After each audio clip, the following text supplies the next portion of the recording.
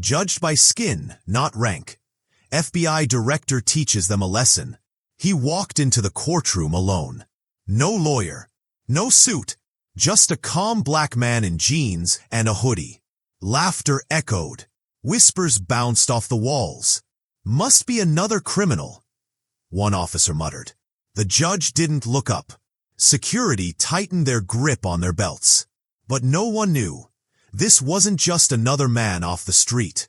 And when he finally spoke, the room fell silent. Because the man they had mocked was the one who oversaw them all. Bellhop Bell, before we dive in, we have a small request. We're on a mission to reach 1,000 subscribers, and we can't get there without you.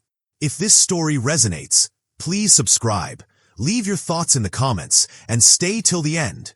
The twist will shake you. David Hayes wasn't a household name, but he held one of the most powerful positions in federal law enforcement. As an assistant director at the FBI, his work focused on civil rights investigations, cases of police misconduct, hate crimes, and racial profiling. Ironically, he rarely stepped into courtrooms anymore. His work was behind the scenes, files, operations, audits. But today was different. He'd received anonymous complaints about a courthouse in a small town outside Baltimore. Repeated reports claimed the public defenders were dismissive, officers were hostile, and people of color were treated like criminals the moment they stepped through the metal detectors. David didn't want to send a team. He wanted to see it with his own eyes.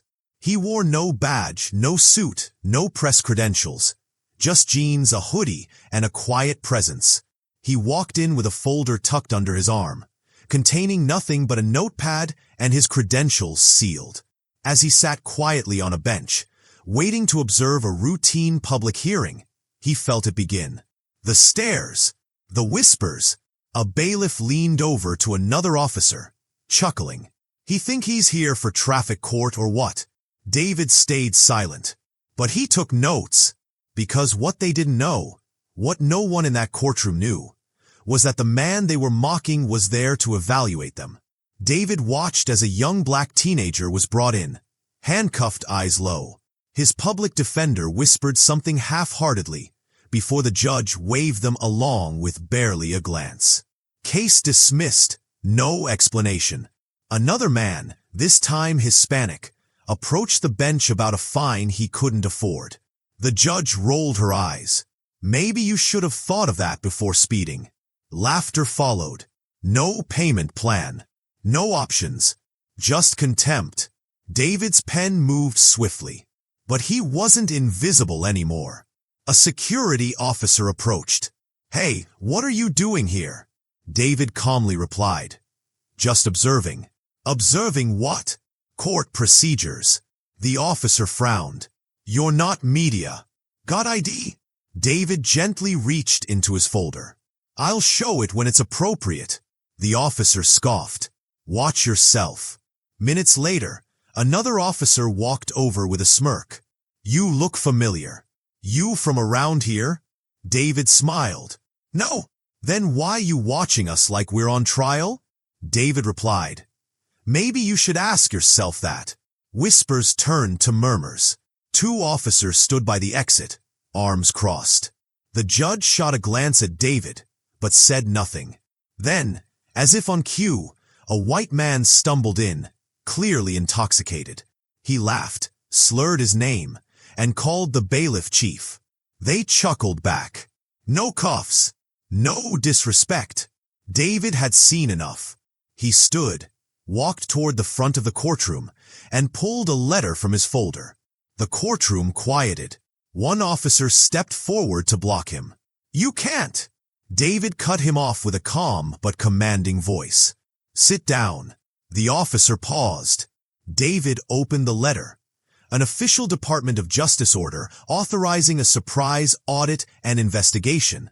Heads turned, gasps, and then he flipped the letter to reveal his credentials. FBI. The room froze. The smirks vanished. That same judge who hadn't looked up in 45 minutes now locked eyes with David, her face pale. "My name is David Hayes.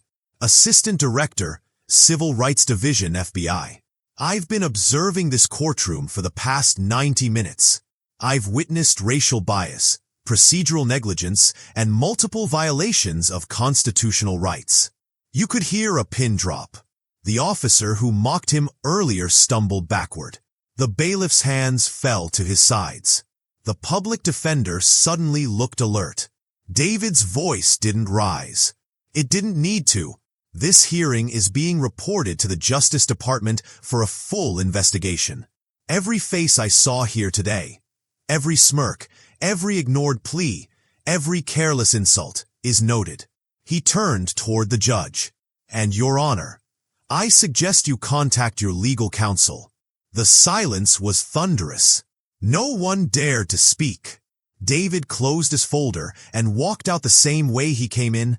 Quiet, calm, composed. But the ground behind him shook. David didn't do a press conference. He didn't gloat.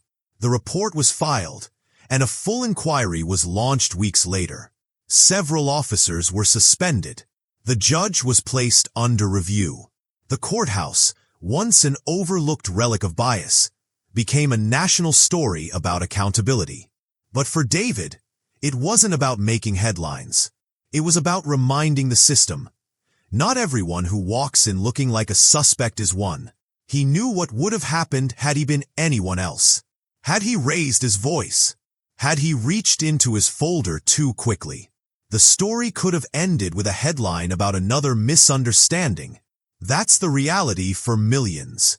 He carried that truth with him back to Washington, and into every room he walked into after. Because racism doesn't always shout. Sometimes it laughs. It whispers. It assumes. But every now and then it gets caught.